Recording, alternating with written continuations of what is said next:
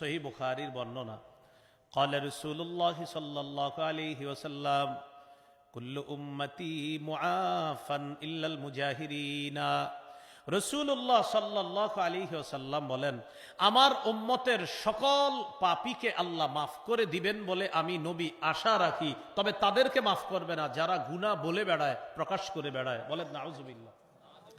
এবার নবী বলেন, আমার উম্মতের অনেক ব্যক্তিরা রাতের বেলা গুনাহ করে, গুনাহ করার পর সকালবেলা যখন ঘুম থেকে ওঠে ওর গুনাহের উপর আল্লাহ একটা পর্দা ফালায় রাখছে। আল্লাহ একটা পর্দা ফালায় রাখছে যে ও গুনাহটা করছে, থাক কিছুদিন পরে আমার কাছে মাফ চাইবে, আমি আল্লাহ ওরে মাফ করব, পর্দা ফালায় রাখছে। নবী বলেন, ও বোকার মতো সকালবেলা বন্ধুদের কাছে বলে বেড়ায়, আমিলতুল বারিহাতা কাযা ওয়া কাযা, দোস্ত গত রাতে আমি এই গুনাহ করেছি। যুবক ভাইয়ারা, আপনারা অনেকে বলে থাকেন এই কথা, কালকে এই নাটকটা দেখছি, সিনেমা দেখছি, তোদের কি অবস্থা দেখছস নি? আপনি কি করলেন কাজটা? গুনাহ হয়ে গেছে, বাস গোপন রাখেন, আল্লাহর কাছে মাফ চান, মাফ করে দিবে। আপনি সবার কাছে বলে বেড়াইলেন, বোকার মতো এই কাজটা কেন করলেন? রব তো আপনার গুনাহের উপর পর্দা ফেলে রাখছিল, আপনি পর্দাটা উঠাইয়া দিলেন। নবীজি বলেন, ও কি কাজটা করলো? আল্লাহর পর্দা ও সরাইয়া দিছে, রবের পর্দা ও সরাইয়া দিছে। যেখানে রব পর্দা ফালায় রাখছে গুনাহের উপর, ও রবের পর্দাটা বন্ধুদের কাছে গুনাহ প্রকাশ করে পর্দাটা সরাইয়া দিছে।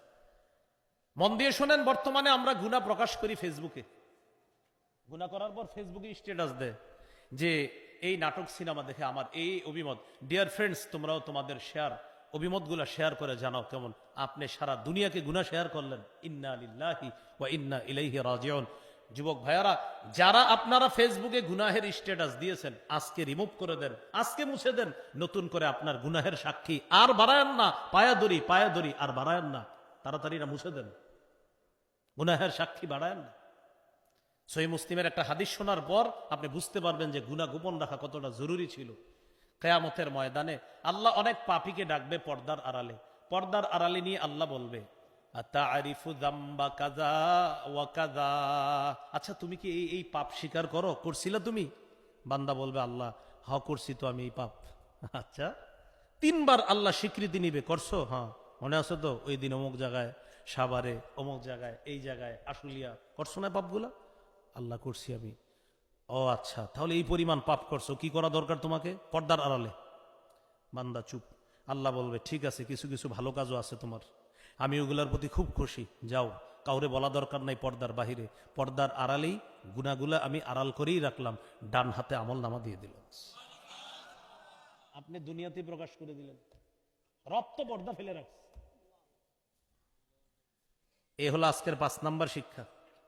গুনাহ হয়ে গেলে সবার কাছে বলে বেড়াবো না। হ্যাঁ, ওই যে বললাম, প্রয়োজনে আত্মশুদ্ধির জন্য কোনো আল্লাহওয়ালা বুজুর্গের কাছে বলা যাবে, হুজুর আমি এই পাপটা ছাড়তে পারতেছি না, আমি কি করব?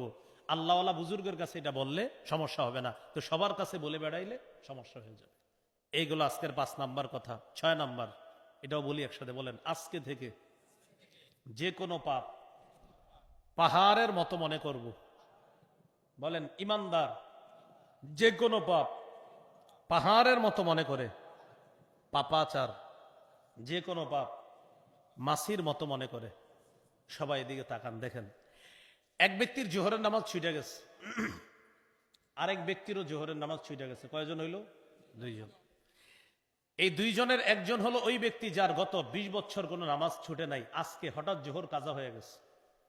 সারাদিন তার খুব পেরেশানি, চেহারাটা কালো হয়ে গেছে, মানুষ ভাবতেছে ও মনে হয় 2-3 কোটি টাকা হারাইছে। ওলামায়ে কেরামও পেরেশান, ইমাম সাহেবও পেরেশান তার চেহারা দেখে। ভাই কি হয়েছে আপনার? বলেন না, বলে না কিচ্ছু। হঠাৎ ইমাম সাহেব ভালো করে ধরছে, আরে কি হয়েছে বলেন? চোখের পানি ছেড়ে দিছে, হুজুর গত 20 বছর আমার নামাজ ছুটে নাই, আজকে জোহরের নামাজ আমার কাজা হয়ে গেছে। এই হলো ইমানদারের হালাত। আরেকজন পাপাচার, তার অবস্থা হলো এই, তারে জিজ্ঞাসা করছেন, তুমি জোহর বললা না? পড়ি নাই। কি হয়েছে? কালকে পড়ুন। কালকেও পড়ে নাই, কি পড়লা না? পড়ি নাই, কালকে পড়ুন। এইভাবে সে কোনো নামাজই পড়ে না। নামাজ পড়ো, কয় শুক্রবারের নামাজ পড়ুন। শুক্রবারেও জুমা পড়ে না। তখন আপনাদের এলাকার কেউ জিজ্ঞাসা করেন, ভাই তুমি তো জুমাও বললা না? পড়ি নাই, আগামী সপ্তাহে পড়ুন। অর্থাৎ তার কাছে নামাজ পড়া না পড়া এগুলা কোনো ব্যাপার না। মাসি যেমন নাকের ডগার সামনে দিয়ে আসে আর যায়, এটা একটা মাসি আমার কাছে।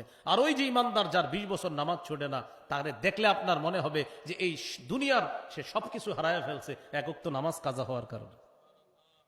এটাই বুখারীতে আসছে।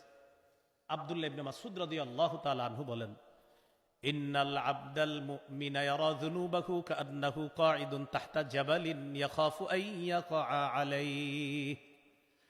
ইমানদার গুনাহকে মনে করবে পাহাড়, এই পাহাড়ের নিচে আমি বসা, পাহাড় আমার উপর পড়বে, আমি যে কোনো সময় ধ্বংস হয়ে যাব।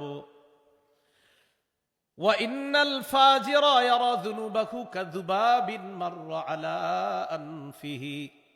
পাপাচার গুনাহকে মনে করে মাছির মতো, মাছি নাকের ডগার সামনে দিয়ে যায় আর চলে আসে, কোনো ব্যাপার না। তাহলে ইমানদার গুনাহকে মনে করে বিশাল বড় পাহাড়, পাপাচার গুনাহকে মনে করে এটা একটা মাছি, এটা কোনো ব্যাপার না, এর ব্যাপার না। আল্লাহ আমাদেরকে বুঝার তৌফিক দান করেন। এগুলা